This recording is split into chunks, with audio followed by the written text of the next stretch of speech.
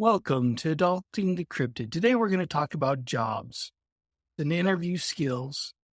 How fun is that? It's not going to be about Steve Jobs, just normal jobs. Oh, that was going to be more fun with Steve. Steve's my bestie. Is he? Yeah. Yeah. All right. Was. Okay, there you go. Trying to figure that one out.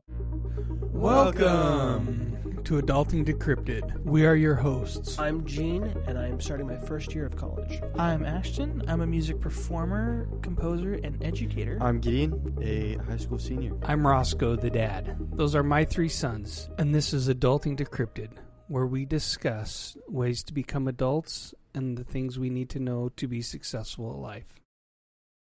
Anybody make any friends over the couple weeks since we talked about that in college? Yeah, I mean, sorry, Gideon, go. No, please go. Sorry, I met a new person named Steven. Met him after class. There's like cookies and stuff outside. So we just eat it and started talking about like how, like all this good stuff, you know, like how Jar Jar Binks is really a Sith Lord, you know, the good stuff. Awesome. Yep, all the good stuff. Well, good. That's awesome that you met somebody new, and it was Steve. Was his last name Job? Or Did a different person. Yeah. Gideon, you're about to say something about friends? Oh, I was just gonna answer that. Like, I've just strengthened friendships, I guess, since last time. Talked to people that I don't talk to as much, but I don't know if any new friends were made. Good. Hey, that's still progress. I was thinking a lot about tribes today. It was one of the things that we talked about, how to grow a tribe and jump into that circle. And just thinking, tomorrow I'm going skiing with a buddy that I used to work with, and I've been reaching out to just old contacts and friends and trying to rekindle kind of like what you did, Gideon.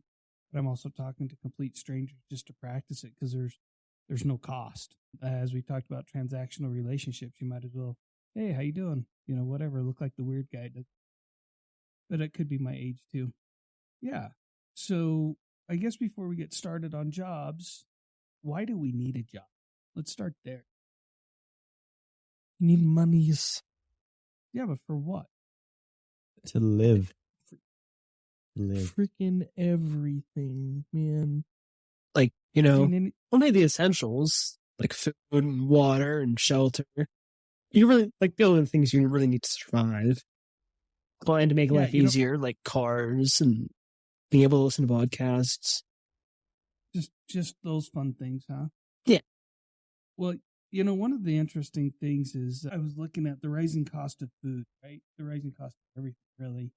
From 2021, 8%, increase, 5% the year after that. They're claiming just over 4% last year, which we know if you look at the cost of things, it's not true. So just to eat, right? You need a job. And then all the other fun stuff you guys talked about. You know, it's kind of scary right now. And you guys I don't know if you guys are feeling this yet. This year being 2024, we've already lost over 10,000 tech jobs. Pretty big drop. Would that be from AI and stuff like that?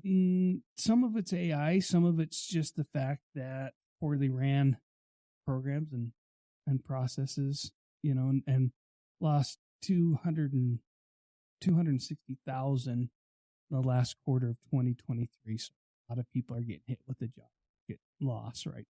Yeah. They say that they're adding jobs. You look at some of the Bureau statistics and they say there's about 1.2 jobs for every person. But if you look at them, those are your lower end, your fast food, some of those jobs that aren't really desired. It's not saying they're not important. It's not as highly sought, which has led to, and a listener will post this on our blog, but if you look at the educated job seeker, right now the interview process without receiving an offer is happening about 52% of the people, which is kind of interesting. Yeah, I saw a video the other day. It was of a guy, he was, I think he was actually in the tech industry, but he said he applied for thousands of jobs and hadn't received a single offer in over 6 months. Yeah, which is crazy.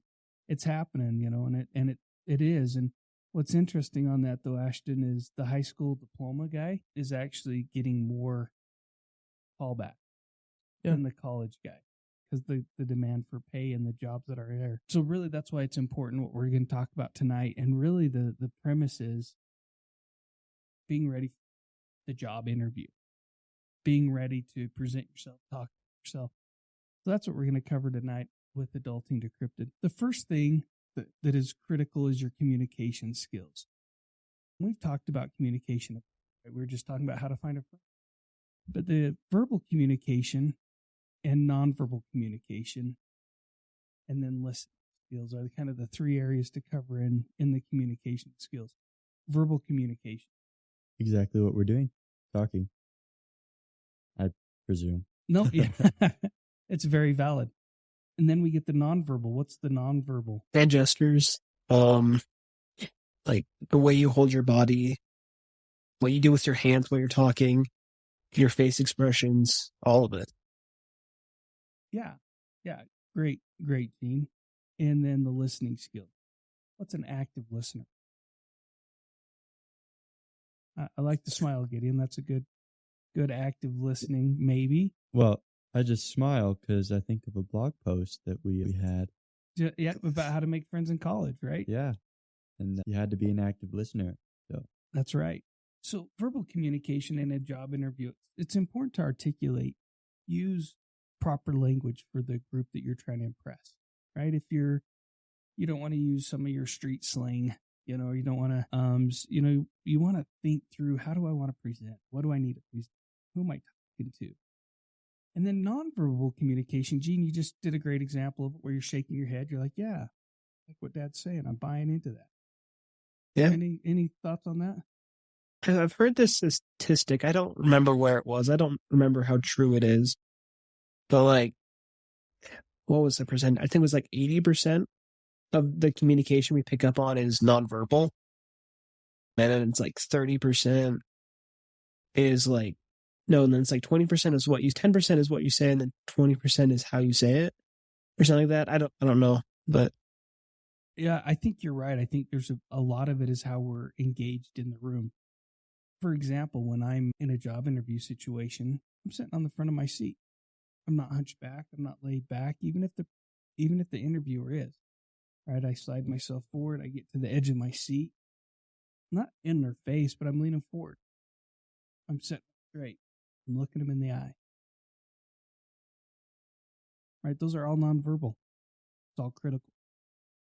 It also rolls into the listening skill that we're talking about. We're actively listening. Any questions on communication? I feel like we've covered that quite a few. yeah, I think so. So the next one is company research. And back when I was doing this initially, when I was looking, a lot harder to find about company and trying to do some research on the company and understand what their mission was, what their values were. What do they think's important? It's all critical as far as the interview process. Finally interviewing with the company. How do you find this information? I mean, every company's got a website nowadays. Absolutely. So, Any other thoughts?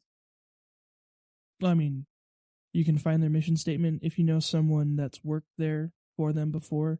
Like I applied for a job once, it was using drones to map out like house ceilings, so like for reshingling stuff. And did not do great at that job interview, but something I could have done was maybe talk to the individual who gave me the lead about what that sort of culture was like and what people were looking for. Didn't do that. I like that. Reach out to your network, right? Especially if you know somebody that's in the industry or at the company. I found it pretty interesting when I went for my Amazon job interview. There's people that are actually doing blogs and a bunch of stuff on YouTube about how do you be successful at Amazon job interview. They told me exactly what they're going to ask. And then when I was being an interview for Amazon and I was interviewing people, I was surprised at how many people didn't even Google it, didn't even look and say, what are some of the questions you're going to ask? What's the STAR method? Which is what they're big. It's subject, time, and like how you contributed. I can't remember all the stuff now. Go look it up real quick. In 30 seconds, I could tell you what it is. And so that research is important. But Yeah, having to look it up would not serve you. Well, no, but if I knew that going into it, I'd be prepared. Right. That's what I'm saying. Yeah, sitting in the interview, it's a little late. that's something that kind of strikes me as interesting because when I've gone to jobs before, it's been like, okay, yeah, well, I'm going to go over this place, but it's mainly for your less sought after jobs, like you were talking about, like working as like a janitor at a movie theater, working food, or like retail with Walmart. I think it's not one of those places that are going to have a bunch of those bigger things. But yes, if you're trying to impress, I'd say definitely look it up. Something I never thought of before. In this tight of a job market, it probably makes sense to look it up. And more so on the next point I was going to bring up, Gene, which is understand the role you're going in. Right. So if you're going in, for me, I'm looking at a higher end job. I'm going to look at what did that company do? One of the questions I asked was, why did the last person leave? So I'm digging into what their roles and responsibilities are before I even sit down. Yeah. And I like where you're going with that too, is not just answering questions, but asking questions as well. I'm not sure if that's later on your list, but I know Active listening, we've covered it. So I That's love fair. where your head's at. that's fair. And like, yeah, just as a further explanation of active listening is, like I said, just coming in even with some questions, like you said, why'd the last person leave? Or like one that I heard from my marketing teacher at MTech, Mountain Lion Technical College, is what does the best day and the worst day at work look like? I like that. And if they're like, oh, there's no worst day, you're not talking to the right person. Because there's always a worst day. So it's like, and that'll, show you part of the work environment, and just be prepared with interesting questions, and that can give you more of an assertive nature in your interview. Yeah, I love it. And, some of those questions, this isn't where you say, what's the pay? How many hours do I have to work a week? But you're asking kind of thought-provoking questions. What's your big goals that you're trying to? I'd loved it when somebody did ask, what are you trying to get done? Where's your company going? So I give the listener a little perspective. I know my kids know this, but I've probably interviewed over 2,000 people for jobs. I do a lot of warehousing. So I interview a lot of people. And you'd be surprised at what people tell me in an interview. First off, that I'm not allowed to ask. and I'm not even allowed to make a note of it, but it makes me very uncomfortable sometimes, some of the stuff that's been said. And I just disclose, while we're talking about this a little bit, as you're preparing and researching the role, as we're trying to figure out the company culture, I hired a lot of felons because of what I do. I'm not afraid of it, but I will ask a follow-up question, right? The only time that I've had to fire people is if they don't disclose, if they're not upfront, if they don't tell us, because it's one of the questionnaires marked. Just be honest. And one thing that I think is interesting is that you said, think about what job you're going in for. Because it reminded me of an experience where it was when I was at Walmart. I went there and I applied for a couple different positions there because I was just looking for a job. And then when I got there, they talked to me, they did the interview, and like, sweet, you're hired. I'm like, sweet. And they're like, oh yeah, we never told you what you were interviewing for. I'm like, no, I don't know at all. Awesome. Yeah, so that's something that I thought was interesting. That is and an experience I also had at Walmart. Throwing that in there. Funny thing, the experience I had at Walmart, I didn't even have an interview. They just started talking about schedules. I'm like, I guess I'm hired. Like, I don't know. I didn't even have to talk to anybody about it. So that's a plus. And all three of you guys were hired when it was really what I would call an employee market, meaning that people were looking for employees so bad. Hey, Gideon, you breathe? You have a pulse? Come get a job. Well, yeah, right? It was that big boom of like online buying during COVID and like self shopping and like just the whole market was changing in that sphere. Yeah. So hey, and now we're more in a employer's market. So you need to employ, like how I did that, some of these techniques. So when you're talking about the role that you want to tailor your answers towards that role. So, for example, Ashton, I love that you said you talked about going in and being a shop. I don't know, what are those called? GDP, GPIs? OGP. XY? OGP. So if Online you've done a grocery little bit of pickup. research. I did not remember that. What was it called? OGP, online grocery pickup. Look at that. How fancy is that acronym? So you're going in for that job, and you're trying to figure out what you're going to do. Reach out to one of your friends who's doing it. You might know somebody there. You might go watch a little bit and see what people are doing. Say, hey, do you mind if I ask you what job you're doing here at Walmart? They'll tell you. Most people don't care. They're just doing a job, and you can figure out a little bit. That way you can tailor your answers towards it. For example, Ashton, what's a strength if I'm interviewing you for an OGP role? I'd say, hey, what's one of your strengths? What might be an answer you could give me? I'm really good at lifting milk. Okay.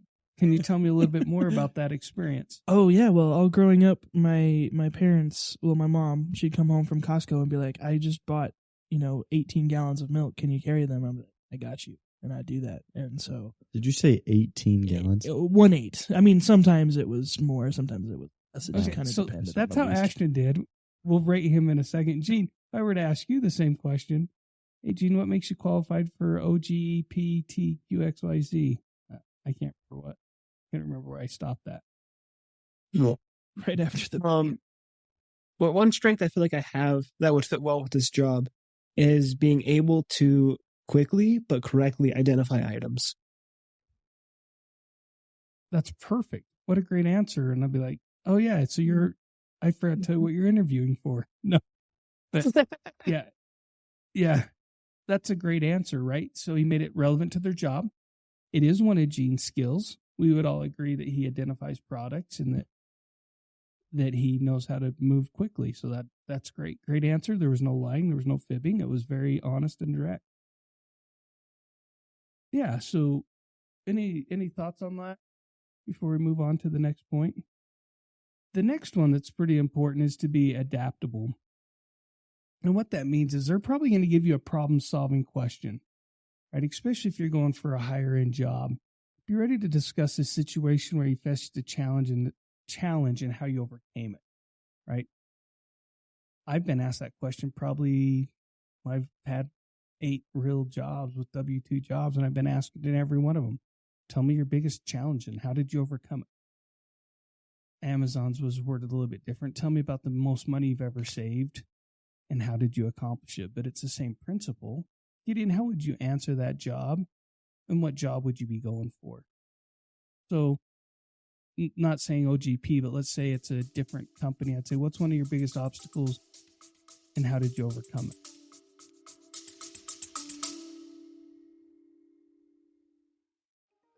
Hello. If you're listening to this right now, that means you're currently listening to an episode of Adulting Decrypted.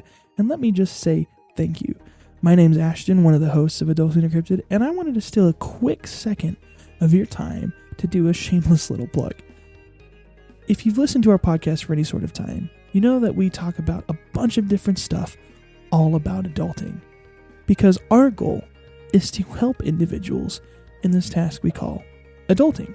Now, we have just revamped the way that we do this. If you go to adultingdecrypted.com, you can see all of our episodes sorted out by category. We've sorted it into financial, practical, emotional, social, and things just for fun. So, if any of those categories are of particular interest to you right now, you can go onto the website, look through there, and see all of our episodes that correlate with that specific thing. This website's completely free to use. It's just another tool for our listeners to find things that are more important to them now. So, for example, if I was looking at it, I'd scroll through and say, hey, you know what? I want to see what the Adulting Decrypted crew has talked about socially. Well, one of our first episodes, Season 1, Episode 3, How Do I Talk to People? That's where we talked about all about how to talk to people. So if that's something you want right now, you can go find that right now.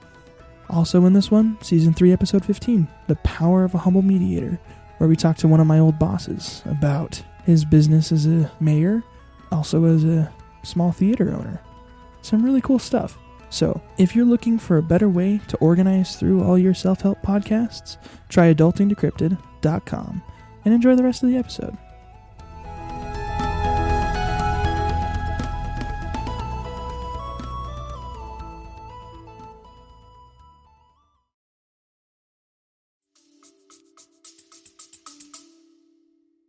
One of the biggest obstacles that I face is knowing the right thing to do, the right decisions to make. And how I often overcome those is laying out pros and cons, as well as seeing where I would like to be in the future, maybe looking at my goals, and then I can correctly and accurately make those decisions. Perfect. See, employers value somebody that's one, insightful, right? Gene said, or Gideon, sorry, I've never done this, listener. With both of them back, it's hard again. Gideon looked at himself and said, hey, that's a great question. One of the things I have is there's so many options in today's world. There's so many opportunities. I have to make a pro and con list, and then I know which way to go. Showed you can critically think, you can prioritize. Employers love that kind of stuff. Great answer. Well, that would be, the ability to solve a problem and have these stories kind of in the back of your mind. I have 8 or 9 case studies that I have ready to go at a drop of a hat, because now instead of traditionally getting job interviews, I'm now talking to business owners and telling them how I can help them. And so some of that is me still doing the research. What's their problem? What's going to be their biggest problems? What's their values? What's important to them? The next one is in adaptability is be flexible. What's one of the things we say? The only thing that's certain in life is change. Everything's always changing. They want a candidate who can succeed in changing circumstances or even unseen, because they don't know everything, especially on some of these higher end jobs. So you'd want to think of a story of, when was I adaptable? What did I do that was adaptable? What did I do to help facilitate a change or process? What would one of those questions look like if an employer is trying to gauge your flexibility? So what would be a question I'd ask as an employer, or how would I answer as an employee? Well, yeah, what would because sometimes we think, how do I answer a question, but we don't think of all the questions. What would be one of the questions an employer would ask? They're asking, how adaptable are you? One question that comes to my thought is, how do you do with ambiguity? How do you do if I don't define every step of your job for you? And can you tell me about a situation where you've had that and how you succeeded? I think another one that I think of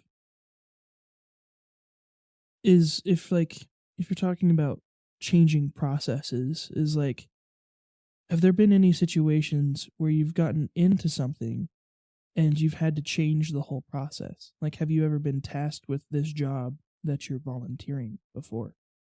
So have you demonstrated this skill that you claim to be?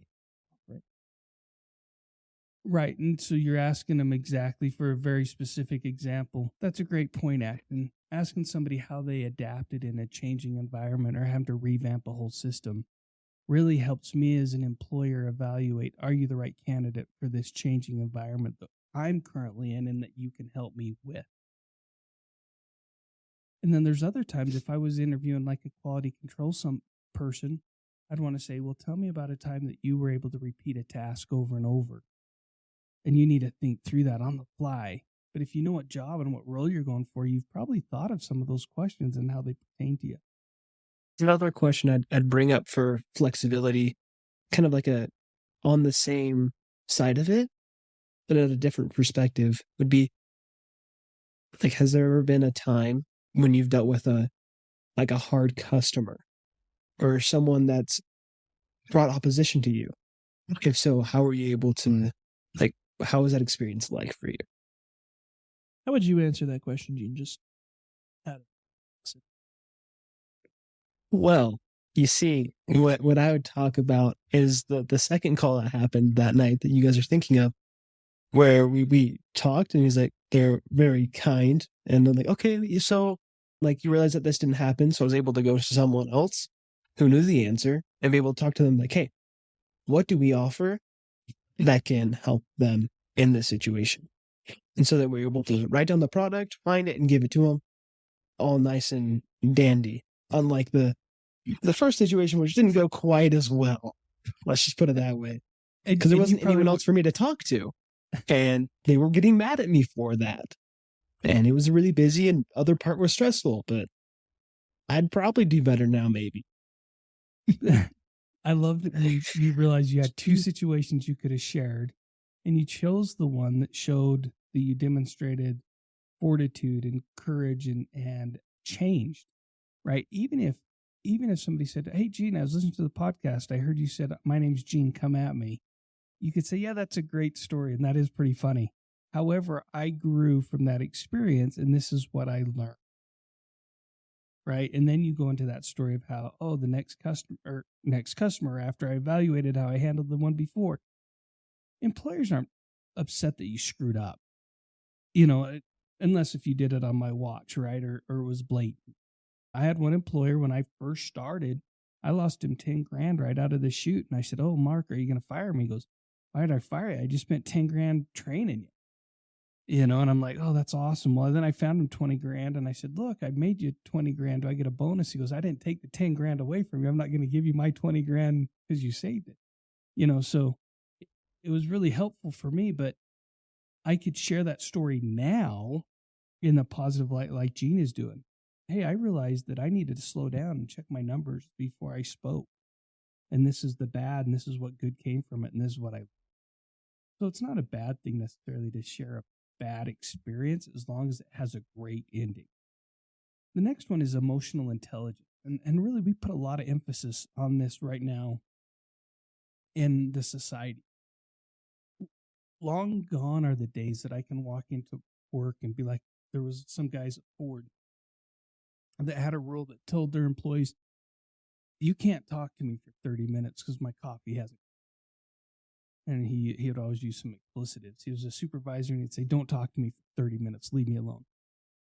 Not really emotionally intelligent, right? He's very much old school. So the first thing is to be self-aware. And the next one is to show empathy. So self-awareness is understand your strengths, weaknesses, areas of focus, things you're trying to grow. What are you trying to improve on? Be prepared to share those experiences like Gene just shared. Other experiences, I like the way you worded yours, Gideon. Well, I know that I struggle sometimes making a decision. This is how I handle it.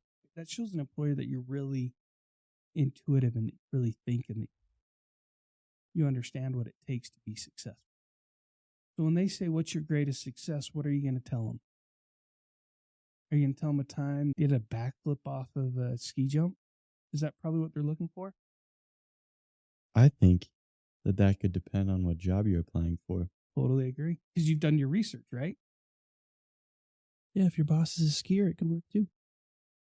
So there are times, and you're showing emotional intelligence. And then there's other times that might not show what you need them to. And that's situational. The second time I went to teach skiing, I showed up in a suit. I think I've shared that story with you guys. Not really the right outfit or costume or presentation. She wasn't offended. She wasn't bugged. She's just like, "Oh, yeah, you're a little overdressed, but I appreciate the effort." So it wasn't. But sometimes you got to be familiar with your surroundings. I love going into a company and already knowing what the culture is and dressing one step better just to show that I respect, but I'm not going to show up in a suit and tie.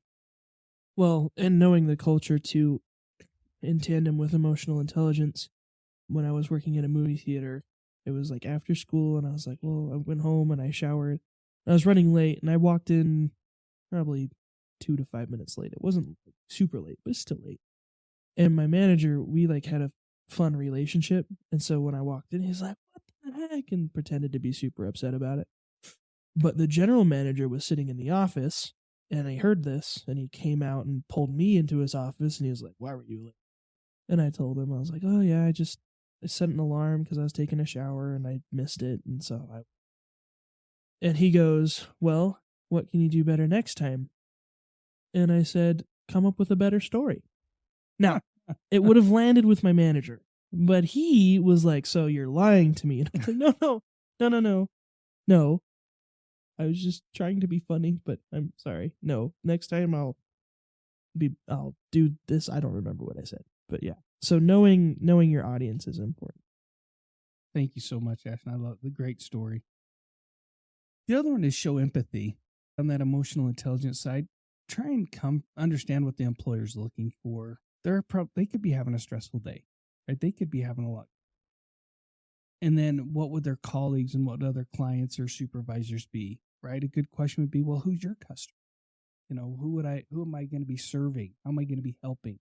So you're showing empathy. You're trying to get into their shoes and understand what's going on in their culture. I really believe one of the reasons why I landed this client is I'm like, I've sat in your chair, and when you're done on Friday afternoon, you're tired. You can't do anymore. You just want to go home and relax. Yeah, you nailed it. That's right where I'm at. That's what I'm feeling at the end of it. You don't need a consultant telling you what to do. You're tired. You're done. So in the job interview skill, I knew the position. I knew what I was going for. And I showed some empathy. I talked through what she's probably feeling. Is that harder to do on an hourly transactional job? Maybe, but maybe not. What are some of the things you can now empathize, having worked at Walmart? What are some of the things you could empathize that a manager's going through in a given day?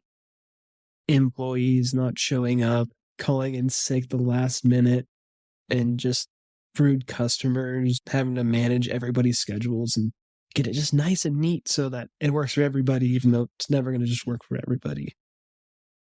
And right there, Gene, you hit it on the head. You're like, hey, I'm on time. I show up. I'm going to do the work that you asked me to do. Right? That could be one of your strengths. You know, I appreciate that people call off. I try and show up for all my shit. You know, something like that. You're playing towards that. Sometimes I get the worst shift and I'm not really excited about it, but you're not going to hear me complain. You know, whatever it is. Even if you're going to complain, you just want to put forward a good attitude. And that's the next step. And the last one I have is positive attitude. Enthusiasm goes a long way. I've sat and interviewed person. I look across the desk and think, are you here because you want to be here, or is your significant other, is your parole officer, who's making you come and sit here across the table from me? Because right now you don't want to be here, and I don't want you here because I'm tired of this interview already. How does enthusiasm show up when you're in that environment? I know this isn't quite the question that you were going after, but a point that I would like to add is the difference between confidence and arrogance. Because, like, confidence. I love it. That is my next point, Gideon. So you must be reading from my playbook. So yeah, talk about confidence. I love it. I feel like confidence can tie with enthusiasm. Absolutely. Because a lot of confidence is like feeling good about yourself. And when you're feeling good, a lot of it translates into enthusiasm. So if you're feeling good, you're like, you know, like you said, excited to be there. You're confident and you just look a lot better to the interviewer, like you had said that. You know, as Reddit's where we get some of our topics, I have good conversation with listeners, so I appreciate it. And one of the questions that was asked is, do I shake the hand of the person before or after the interview? What's your answer to that? Why not both? You hit it. You said exactly what I did. I said, extend your hand on both on the start and the end because it shows confidence. Look them in the eye. And then to your point, Gideon, arrogance is, I don't need this job. This job's below me. What, you want me to be an OGP? I'm an OG, brother. I don't need OGP. You know that's right. That's right. Rolling down the street. Anyway. Living in the 801. That's right. The 801. Or 385, depending on what generation you're from. Or when your parents got your cell phone for you. Yeah, so show forward that confidence. You're excited about the job. You're enthusiastic about what you're doing. And let's be honest. You should be excited about life anyways. If you finally got the job interview, you're excited to be there. If this is just a practice job, you're just excited to talk to somebody. It does you no good to show up and be angry and bitter. If that's the day that you're having, call off. Say, hey, look, it's not the right time for me. And I don't want to be here. Whatever. I'd much rather have you cancel coming into a job interview than coming in angry, bitter. So we did not cover in this episode because I don't think it's relevant. You can easily Google what are the top 5 interview questions. So go Google them, go look at them, go figure out what people are going to ask you. We've talked about them before too, so It's true. yeah. But now I want you to think about the top 5 things that you can do to prepare, which is what we've talked about, which is work on your communication skills, prepare and research the company, be adaptable, show emotional intelligence, and have a positive attitude. Yeah. Thanks, Dad, for rounding it all up. And of course, like always, we'd love to hear how your experiences go. Like Dad said, we have a Reddit, and I think we have a Reddit page. Yep, we have a subreddit. So, add your stories there. We'd love to hear them. And if you don't have Reddit, we also have Everything else. Yeah, all the social medias. DM us or email us even. Hey, Gideon, along those lines of DM, I had somebody DM me directly and ask, hey, can I share your episode? Listener, remember back to episode 3, it was on sextortion. Sorry, for some reason I struggle with that word. Reached out to me and said, hey, can I share this with my dad? Because he's also in that age group and there's a victim group. And I did some more research and found out that two-thirds of the victim right now in 2023 were actually 50 and older. And why wouldn't they be? They have the most money to target. So didn't think about it, but she did because she was thinking of her dad. So thank you for doing that. I'm not going to disclose your name because I don't want to embarrass you, but happy to drop names in here. This isn't one that I should, though. But so, yeah, please message us. We appreciate it. Thank you for listening to this week's episode of Adult and Decrypted. We really enjoyed having this week's conversation, and we hope you did as well. If you ever want to comment on the topics, you can send us a message to our website, adultingdecrypted.com, our email, adultingdecrypted@gmail.com, or through our Instagram, Facebook, and LinkedIn accounts at adultingdecrypted. If you have any topics for the show that you would like us to talk about, or if you are a parent and want us to talk about something your kids should know, send us a message on any of the accounts mentioned. If you'd like to be a guest or have an idea for someone you think we should have on our show, feel free to send us an email detailing your thoughts to adultingdecrypted@gmail.com. Adulting is teamwork. We have merch. If you want to show off your Adulting Decrypted pride, check out our website, adultingdecrypted.com, or our partner website with shop.spreadshirt.com/adulting-decrypted. Lastly, if you enjoyed the show, please consider supporting us on our Patreon at Adulting Decrypted. Along with the benefits that come with our Patreon, and trust us, there are some pretty good ones in there, you will not only be helping us continue in the effort to make great content, but you will be part of a community of individuals all trying their best to adult. We appreciate you listening, enjoying, and leaving your positive reviews. Now, the special song from Gene and Gideon.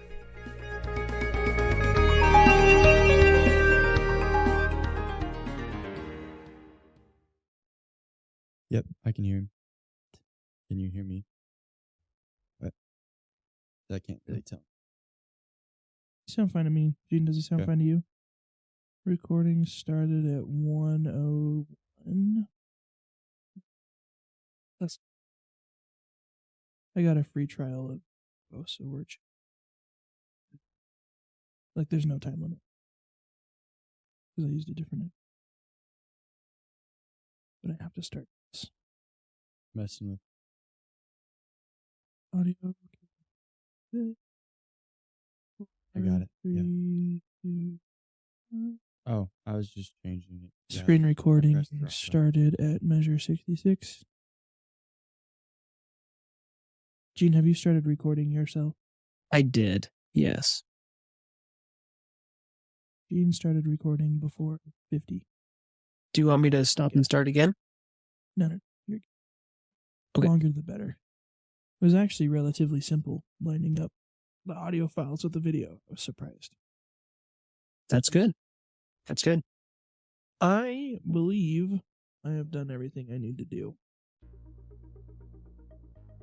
Thank you for listening to this week's episode of Adult and Decrypted. We really enjoyed having this week's conversation, and we hope you did as well. If you ever want to comment on the topics, you can send us a message to our website, adultingdecrypted.com, our email, adultingdecrypted@gmail.com, or through our Instagram, Facebook, and LinkedIn accounts at adultingdecrypted. If you have any topics for the show that you would like us to talk about, or if you are a parent and want us to talk about something your kids should know, send us a message on any of the accounts mentioned. If you would like to be a guest or have an idea for someone you think we should have on our show, feel free to send us an email detailing your thoughts to adultingdecrypted@gmail.com. Adulting is teamwork. We have merch.